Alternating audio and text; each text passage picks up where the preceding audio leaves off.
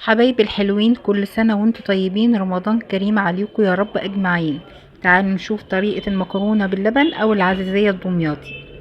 عندي كيلو لبن احطه كده في الحلة بس علشان يدفى. مقاديرها سهلة جدا وبسيطة وطعمها خطير.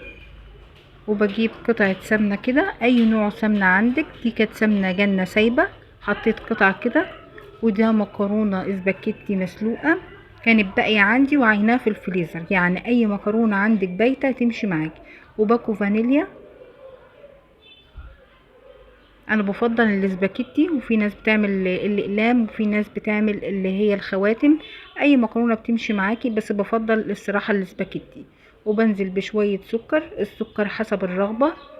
وبقلب كده كل ده في الحلة فيها اللبن، والنار شغالة عليها لغاية ما تسخن معايا.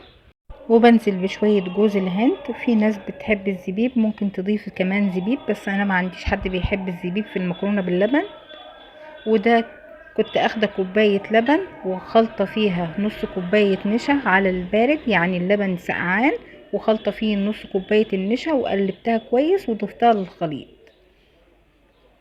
دهنت صينية سمنة كويس، دهنة حلوة كده، وقمت صبة فيها الخليط. لازم نصب الخليط وهو سخن.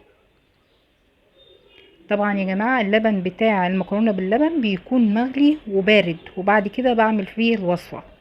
وبفرد المكرونة باللبن في الصينية كده كويس، وبجيب سمنة وبحطها على الوش كده، وبفرد السمنة على وش الصينية كويس. الفرن بيكون ساخن قبلها بشوية، وبحمرها من تحت، وبعد ما تحمر من تحت بفتح عليها الشواية. وبألف هنا عليكم يا رب.